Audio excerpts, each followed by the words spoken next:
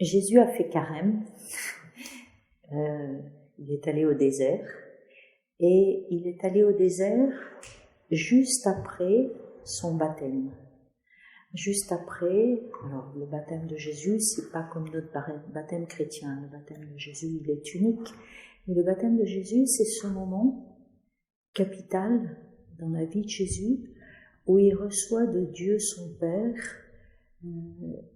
la mission renouvelée. Alors c'est pas à ce moment-là qu'il la reçoit pour la première fois, mais là il est confirmé dans cette mission d'être celui qui annonce que le Père est commun, le Père et l'Esprit Saint sont en communion, qui annonce que Dieu est vie, qui annonce que Dieu est amour et que Dieu veut la vie pour tous. Voilà. Et Jésus vient d'être confirmé là, et c'est à ce moment-là qu'il va au désert pour vraiment laisser s'enraciner en lui cette vocation, cette mission, et pour en être davantage porteur, pour en être davantage rayonnant dans toute sa vie concrète.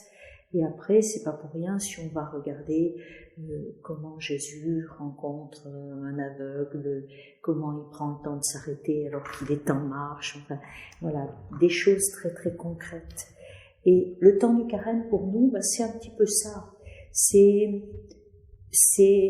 être baptisé, donc être appelé à devenir témoin, être responsable de cette mission d'enfant de Dieu. On est enfant de Dieu. Et prendre le temps, pendant le carême, de l'accueillir à nouveau, de l'accueillir en force.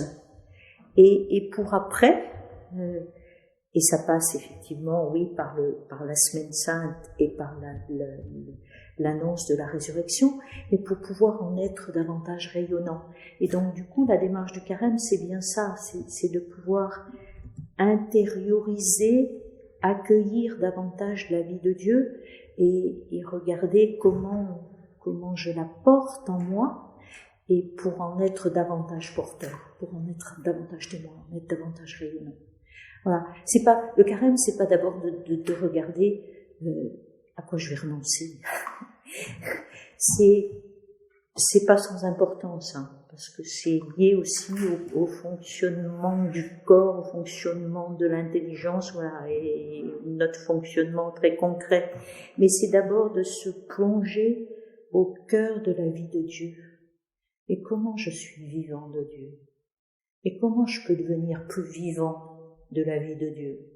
Voilà. C'est peut-être là que je vais trouver qu'est-ce qui m'empêche d'être vraiment vivant de la vie de Dieu.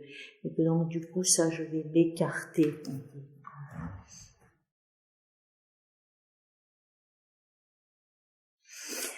Dans nos communautés, on a réfléchi un petit peu quel carême on voulait vivre. Et cette année, comme l'année dernière déjà, on avait décidé, et on a redécidé cette année, de se faire du bien ensemble. Et de prendre des moments un peu gratuits pour être ensemble.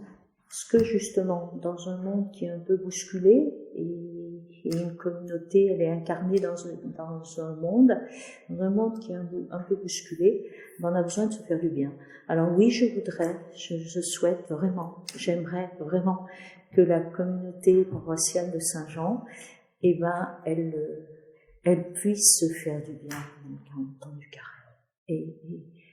Et en étant ensemble, mais peut-être aussi en étant attentif à ce qui se passe dehors, et qu'elle le fasse au nom de Jésus en qui elle croit.